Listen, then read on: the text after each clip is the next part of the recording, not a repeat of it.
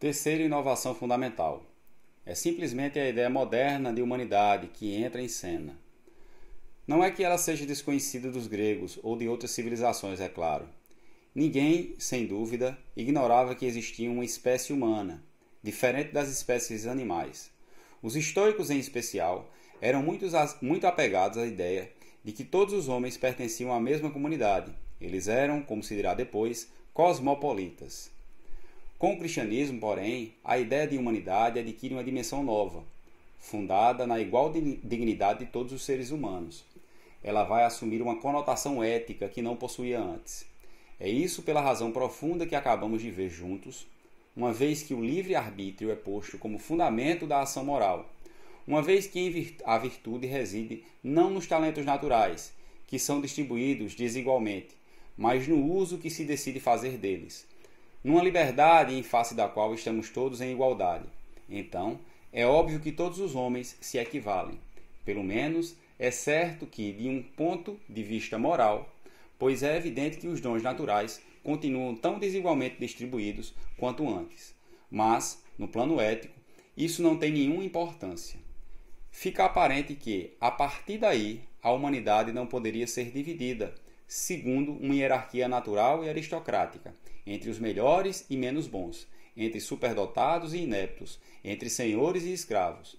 Eis porque, segundo os cristãos, é preciso que se diga que somos todos irmãos, todos situados no mesmo patamar, enquanto criaturas de Deus, dotadas das mesmas capacidades de escolher livremente o sentido de suas ações. Que os homens sejam ricos ou pobres, inteligentes ou nécios, bem-nascidos ou não, dotados ou não, não importa mais.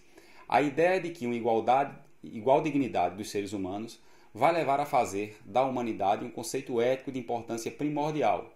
Com ela, a noção grega de bárbaro, sinônimo de estrangeiro, tende a desaparecer, em benefício da convicção que a humanidade é una, ou não existe. No jargão filosófico, e é aqui ele ganha todo o sentido, pode-se dizer que o cristianismo é a primeira moral universalista. Apesar de tudo, a questão da salvação, como sempre, não segue a da moral, com a qual ela não se confunde. Ora, é justamente nesse campo, mais ainda talvez do que no da ética, que a religião cristã vai inovar de modo extraordinário, desferindo assim um golpe mortal na filosofia.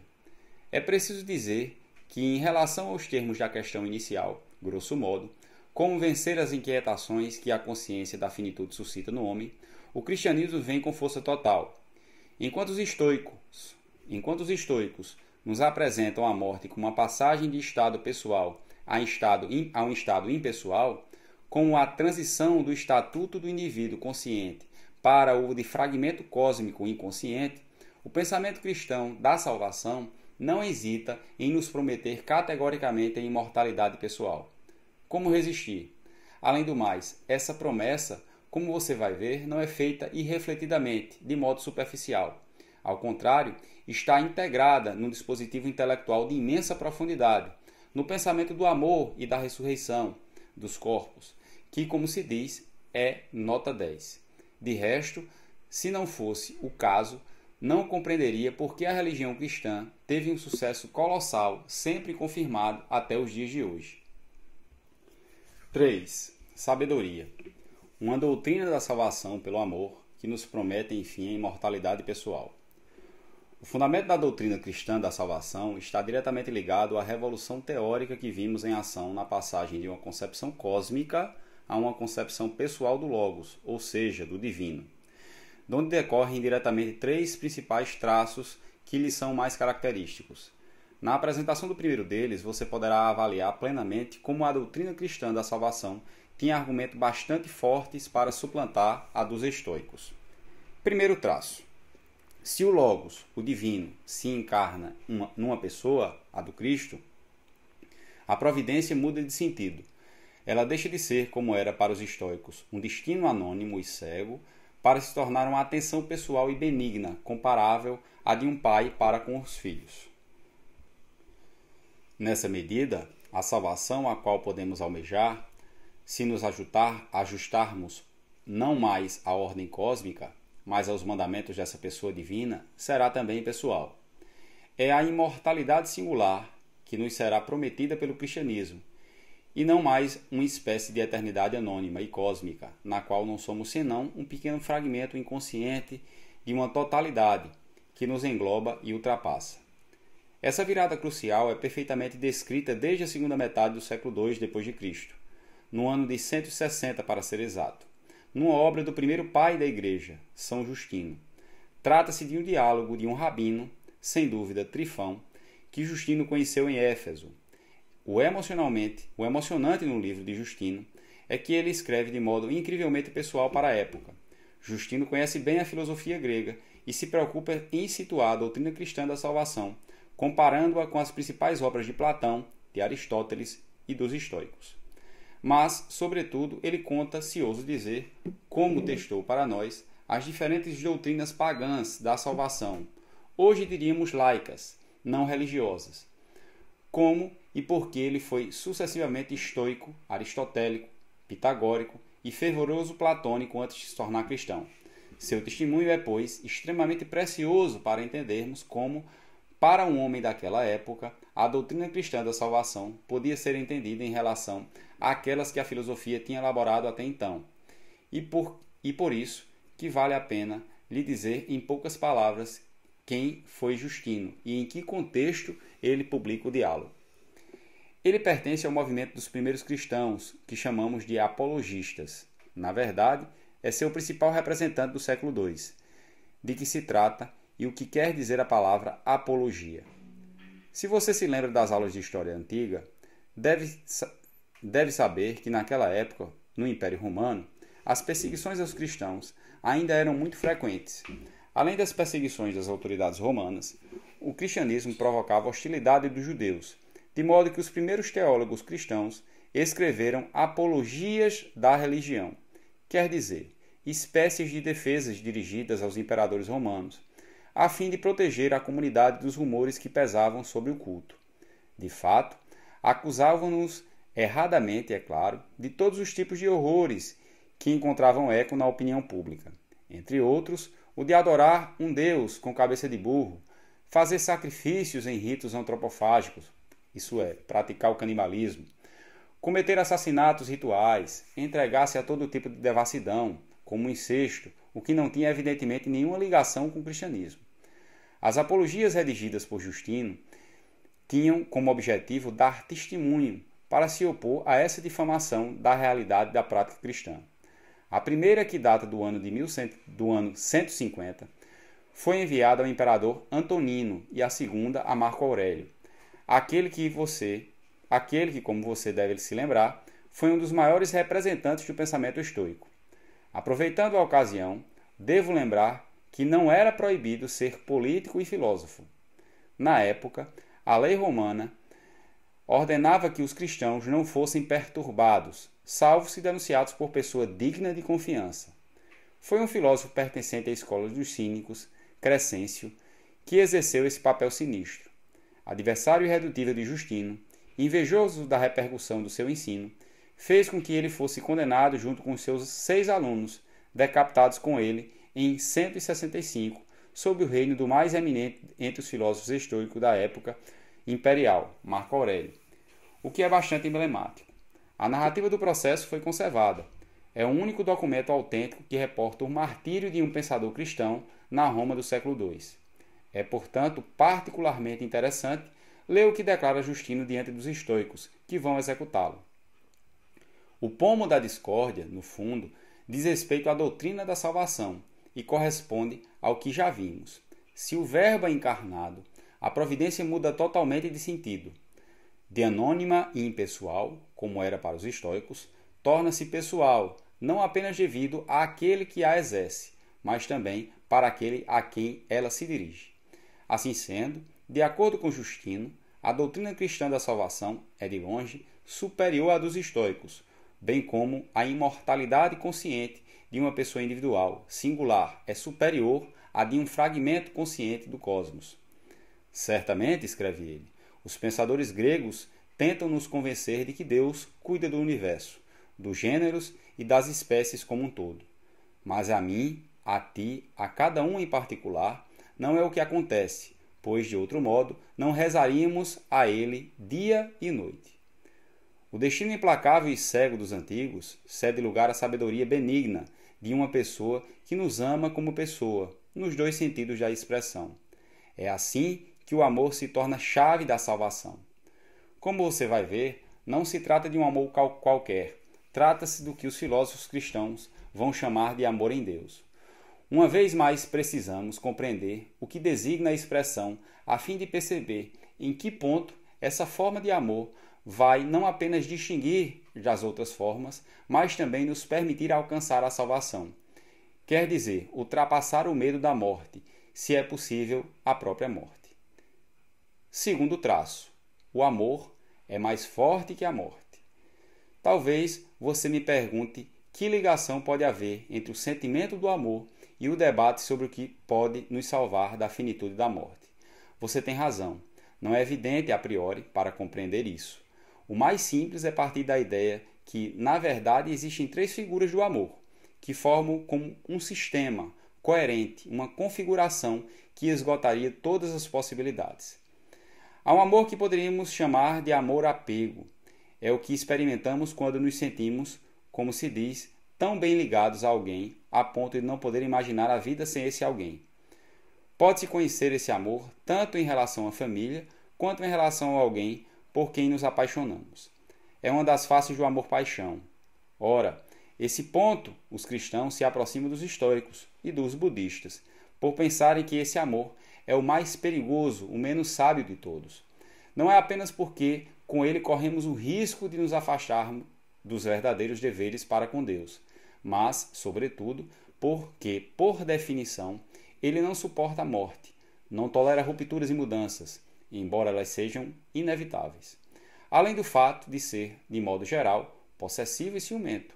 O amor-apego nos prepara os piores sofrimentos que existem.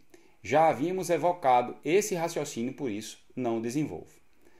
No extremo oposto, encontra-se o amor ao próximo, em geral, o que se chama também de compaixão. É o que nos leva a cuidar até daqueles que não conhecemos quando estão em desgraça. O que vemos ainda hoje tanto nos gestos da caridade cristã quanto no universo. Embora muitas vezes o ateu da ação caridosa ou, como se diz, humanitária, a esse respeito você notará que, curiosamente, apesar de ser quase a mesma palavra, o prochaim, ou próximo, é, ao contrário, perfeito do proche, do achegado. O próximo é o outro em geral, o anônimo, aquele a quem não se é apegado, que mal conhecemos ou não conhecemos, e a quem ajudamos, por assim dizer, por dever, enquanto o achegado, no mais das vezes, é o principal objeto do amor-apego. Em seguida, a igual distância dessas duas faces do amor, há o amor em Deus. Ora, é Ele, apenas Ele, que vai ser fonte última da salvação. É Ele e apenas Ele que, para os cristãos, vai se revelar mais forte do que a morte. Examinemos mais detalhadamente essas definições do amor, pois elas são tanto mais interessantes quanto atravessam os séculos e continuam tão presentes quanto eram na época em que foram criadas. Comecemos retomando as críticas do amor-apego, para avaliar bem em que o cristianismo vai se encontrar, nesse ponto, com alguns grandes temas do estoicismo e do budismo, antes de novamente se afastar deles. Você se lembra de que o estoicismo, que nisso se aproxima do budismo, considera o medo da morte o pior entrave à vida bem-aventurada? Ora, essa angústia evidentemente não deixa de ter ligação com o amor. Podemos dizer que existe uma contradição aparentemente intransponível entre o amor, que leva quase que obrigatoriamente ao apego, e a morte, que é a separação. Se a lei deste mundo é da finitude e da mudança, se, como dizem os budistas, tudo é impermanente, quer dizer perecível e imutável, é pecar por falta de sabedoria apegar-se às coisas ou aos seres que são mortais. Não é o que se deva cair na indiferença, é claro, o que nem os estoicos nem os budistas recomendariam. A compaixão, a benevolência e a solicitude para com os outros, até mesmo para com todas as formas de vida, devem ser a regra ética mais elevada do nosso comportamento. Mas a paixão, no mínimo, não é conveniente para o sábio, e os laços familiares, quando se tornam muito apertados, devem ser, se necessário, afrouxados. É por isso também que, como sábio grego, o monge budista tem interesse em viver tanto quanto possível em certa solidão. Aliás, a palavra monge vem do grego monos, que quer dizer solitário. E é na solidão que a sabedoria pode desabrochar, sem ser estragada pelos tormentos relativos a todas as formas de apego, quaisquer que elas sejam. De fato, é impossível ter mulher ou marido, filhos ou amigos, sem se apegar a eles. É preciso preterir esses laços se quisermos vencer o medo da morte, como afirma a saciedade, a sabedoria budista. A condição ideal para morrer é ter abandonado tudo, interna e externamente, a fim de que haja, no momento essencial, o menos possível de vontade, o menos desejo e de apego ao qual o espírito possa se agarrar. Por isso, antes de morrer, devemos nos libertar de todos os bens, amigos e família. Propósito que, certamente, não pode ser realizado no último momento, pois exige toda uma vida anterior de sabedoria. Já nos referimos a esses temas e não voltarei mais longamente a eles. Gostaria apenas que você observasse bem que, desse ponto de vista, a argumentação cristã se liga, pelo menos num primeiro momento, à sabedoria das sabedorias antigas. Como diz o Novo Testamento, Epístolas aos Gálatas 6:8, quem semear na sua carne, da carne colherá corrupção. Quem semear no Espírito, do Espírito colherá a vida eterna. Santo Agostinho, na mesma linha, coordena aqueles que se apegam por amor às criaturas mortais. Procurais uma vida feliz na região da morte, não a encontrareis ali, pois como encontrar vida feliz onde nem sequer há vida? O mesmo se encontra em Pascal, que expõe de modo luminoso, num fragmento dos Pensamentos, 471, as razões pelas quais é indigno não apenas apegar-se aos outros, mas até mesmo permitir que alguém se apegue a si. Eu o aconselho a ler toda essa passagem extremamente reveladora da argumentação cristã desenvolvida contra os apegos por seres finitos e mortais, portanto, decepcionantes em algum momento. Diz ele: é injusto que se apeguem a mim, embora o façam com prazer e voluntariamente. Eu iludiria aqueles em que eu despertasse desejo, pois não sou o fim de ninguém e não tenho com o que satisfazê-los. Não estou eu pronto a morrer? E assim, o objeto do apego dessas pessoas morrerá. Logo, quando não seria eu culpado por fazer crer numa falsidade, embora eu adossasse e acreditasse nela com prazer, e que ela me desse prazer, ainda assim sou culpado de me fazer amar. E se atraio as pessoas para que se apeguem a mim, devo advertir aqueles que estariam prontos a consentir na mentira de que não devam acreditar, qualquer que seja a vantagem que daí me advenha, e da mesma forma de que não devem se apegar a mim, pois é preciso que vivam a vida e seus cuidados agradando a Deus ou procurando-o. Exatamente no mesmo sentido, Agostinho conta em suas Confissões como, quando jovem e ainda não cristão, teve o coração literalmente partido ao se prender a um amigo que a morte levou bruscamente. Toda sua infelicidade era consequência da falta de sabedoria relacionada aos apegos a seres perecíveis. De onde vinha aquela aflição que tão facilmente penetrou em meu coração, senão de haver disposto minha alma sobre a instabilidade da areia movediça, amando uma pessoa mortal como ela se fosse imortal? Essa é a desgraça que se destinam todos os amores humanos, quando são por demais humanos, e não procuram no outro senão os testemunhos de afeição, que nos valorizam, nos tranquilizam e satisfazem apenas ao nosso ego. É o que transforma em amargura as doçuras de que antes gozávamos. É o que afoga nosso coração em lágrimas e faz com que a perda da vida daqueles que morrem se torne a morte daqueles que ficam vivos. É preciso, pois, resistir aos apegos quando são exclusivos, já que tudo perece neste mundo, tudo está sujeito ao declínio da morte. Quando se trata de criaturas mortais, é preciso que minha alma não se apegue a esse amor, que mantém cativa quando ela se abandona aos prazeres dos sentidos.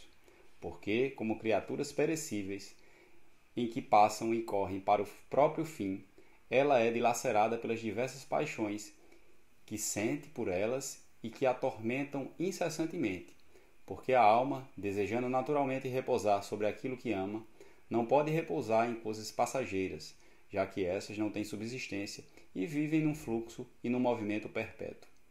Não há como dizer melhor, e o sábio estoico, budista também poderiam, na minha opinião, assinar essas palavras de Agostinho. Mas quem disse que o homem é mortal? Aí reside fundamentalmente toda a inovação da interrogação cristã. Muito bem, não podemos nos apegar ao que é passageiro. Mas por que não me prenderia ao que não passa? A recíproca se destaca como uma lacuna no raciocínio. Se o objeto do meu apego não fosse mortal, em que aspecto seria ele culpado ou desarrazoado? Se meu amor fosse dirigido à eternidade no outro, por que não deveria ele me prender? Estou certo de que você já sabe aonde quero chegar. Toda a originalidade da mensagem cristã reside justamente na boa nova da imortalidade real, quer dizer, da ressurreição. Não apenas a das almas, mas a dos corpos singulares, das pessoas como tais, quando se afirma que os humanos são imortais desde que respeitem os mandamentos de Deus. Desde que vivam e amem em Deus, quando se estabelece que essa imortalidade não apenas é compatível com o amor, mas que é um de seus efeitos possíveis. Então, por que se privar disso? Por que não nos apegarmos aos nossos próximos, se o Cristo promete que vamos reencontrá-los após a morte biológica e nos comunicar com eles numa vida eterna, desde que tenhamos ligados aos nossos atos a Deus nesta vida? Assim, entre o amor-apego e a simples compaixão universal, que jamais poderia prender-se a um ser singular, abre-se espaço para uma terceira forma de amor, um amor em Deus, das criaturas elas mesmas eternas. É aí que Agostinho certamente quer chegar. Senhor, bem-aventurado aquele que vos ama e ama seu amigo em vós, e seu inimigo por amor a vós. Pois só não perde nenhum de seus amigos aquele que só ama alguém, naquele que não se pode perder nunca. E quem é ele, senão vosso Deus? Se vos perde, Senhor, aquele que vos abandona. Podemos acrescentar, segundo essas palavras, que ninguém perde os seres singulares que ama, a não ser aquele que deixa de amá-los em Deus. Quer dizer, naquilo que tem de eterno, porque a ligação ao divino e protegido por ele. Admita que a promessa é, no mínimo, tentadora. Ela vai encontrar sua forma acabada no último extremo da doutrina cristã da salvação, ou seja, na doutrina única entre todas as religiões da ressurreição, não só das almas, mas também dos corpos.